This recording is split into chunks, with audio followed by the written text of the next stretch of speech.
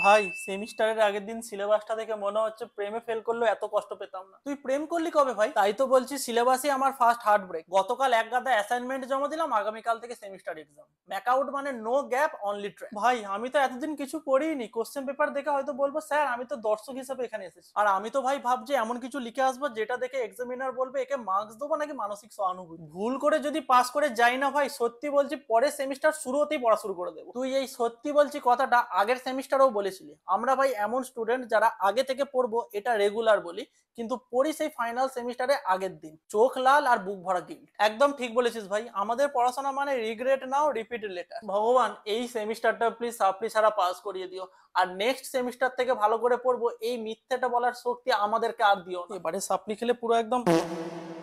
একটা টাইমে মনে হয়েছিল ভালোবাসা কঠিন, তারপর ম্যাকআউট বললো হোল্ড মাই সিলেবাস, ব্যাস তারপরে হয়ে গেল বাকিটা ইতিহাস। দেখ ভাই প্রশ্ন আসবে না জানি, তাও পড়ছি, কারণ এক্সাম হলে ফিলিং কনফিডেন্ট না হোক অন্তত ফিলিং গিল্টি না লাগে। ম্যাকআউটের সিলেবাস দেখে একটা জিনিস বুঝেছি ভাই, ট্রাস্ট ইস্যুস শুধু রিলেশনশিপে না, ম্যাকআউটের কোশ্চেন পেপারেও থাকে। যেটা পড়ি সেটা তো আসেই না, আর যেটা পড়ি না সেটা ফুল মার্কস কোশ্চেনে আসে। এবারে আমার সেমিস্টারে একটাই গোল, যা হোক করে পাস করা, না সিজিপিএ না rank, just want to be a supply survivor. সেমিস্টারের আগের দিন সিলেবাসটা পুরো ভাই অ্যাভেঞ্জার্স মাল্টিভার্সের মতো মনে হচ্ছে, যার কোনো শেষই নেই। আমার তো ভাই বইয়ে হাত দিলেই ভয় লাগছে, মনে হচ্ছে কোন পাতাটা খুলবো আর কোন পাতাটা সোজা ভগবানের উপর ছেড়ে দেবো। ভগবান তারপর বলবে আমি তো ভাই পৃথিবী সৃষ্টি করেছিলাম, ম্যাকআউটের সিলেবাস তো না, আমি ভাই এখানে কিছু করতে পারবো না। ম্যাকআউট মানেই তো না আছে জব, না আছে স্কোপ, জাস্ট হোপ আছে যেন সাপ্লি না আসে। আর যদি ভাই কোনো কারণে আমরা পাস করে যাই, তখন ম্যাকআউটকে থ্যাঙ্কস না এফআইআর করবো। এফআইআর কেন? ম্যাকআউট এমন একটা এডুকেশন বোর্ড যেখানে সেমিস্টার মানে শুধু পরীক্ষা না, ঘুম, আশা আর আত্মবিশ্বাস তিনটেই ভ্যানিশ হয়ে যায়। যা বলেছিস নে নে এবার পর পর, নয়তো আমাদের বাড়ি থেকে ফায়ার করে দে। নে পর পর পর। উফ, ভাই এক্সাম আর সিলেবাস মিলে মাথা পুরো হ্যাং করে দিল। একটাও প্রশ্ন যদি কমন না আসে, আমি অ্যান্সার শিটে শুধু থ্যাংক ইউ লিখে চলে আসবো। আর আমি তো সিরিয়াসলি ভাবছি আমি অ্যান্সার শিটে লিখে আসবো যে স্যার আমার উত্তর নয়, অন্তত আমার চেষ্টাটুকু নম্বর পেতে পারি কি। পাস হওয়াটা এখন স্বপ্ন হয়ে গেছে ভাই, আগে ভেবেছিলাম সিজিপিএটা বাড়াবো, এখন শুধু চাই সাপ্লি না। ম্যাকআউটের রেজাল্ট লটারি ভাই, কার ভাগ্যে কি আছে কেউ জানে। তোমাকে কি বন্দে ভারতে করে আনতে হবে নাকি? জলদি এসো। স্যার আমি তো ফাউন্ডেশনের মতো ধীরে কিন্তু গভীরভাবে প্রস্তুত হচ্ছিলাম। তাহলে বলো ফাউন্ডেশনের কাজ কি? দারুণ কোশ্চেন স্যার, নেক্সট প্লিজ। হ্যাঁ নেক্সট? আমি তো এখনো উত্তরই পেলাম না। ফাউন্ডেশনের কাজ আমার সিজিপি এর মতো না হওয়া, না মানে পুরোটা যেন ছড়িয়ে না পড়ে। তুমি উত্তর দিচ্ছ নাকি কমেডি শো করছো? স্যার অ্যান্সার ফানি হোক বা সিরিয়াস, পাস হলেই হলো।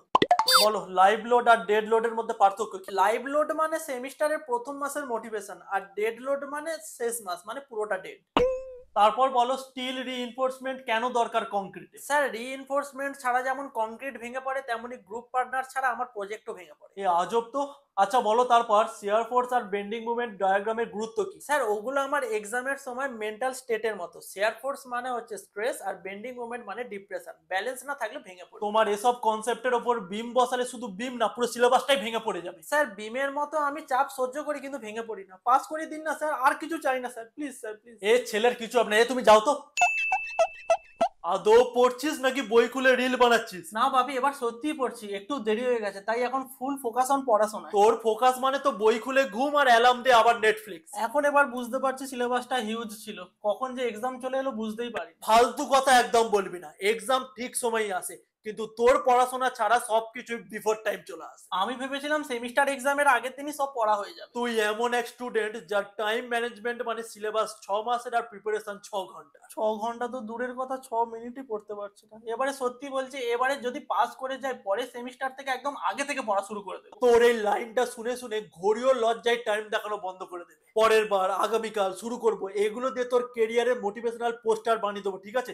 দরকার হলে তোকে পোস্টার বানিয়ে ঝুলিয়ে দেবো একদম। ভালো রেজাল্ট চাই না, আবার অন্তত সাপ্লি যেন না আসে, কোনোভাবে পাস করে গেলেই হলো। তোর রেজাল্ট দেখার পর গুগলও বলবে did you mean drop out? এরকম বলে ডিমোটিভেট করো না তো, প্রেসার অনেক, অ্যাসাইনমেন্ট, এক্সাম, ভাইবা সব একসাথে। কি বলছিস প্রেসার? প্রেসার তো পড়াশোনায় হয়, কিন্তু তুই তো বই খুললেই আগে চার্জিং পোর্ট খুঁজিস। আগে তো পড়া শুরু কর, তারপর না হয় মেন্টাল ব্রেকডাউন নিয়ে গল্প শোনার সবাইকে। না হলে এক্সাম হলে উত্তর না লিখে অ্যান্সার শিটের নিচের দিকে একটা ক্যাপশন লিখে দিবি, স্যার আমি আসলে হচ্ছে ডেমো স্টুডেন্ট, নেক্সট সেমিস্টার থেকে একদম আসল হওয়ার চেষ্টা করব।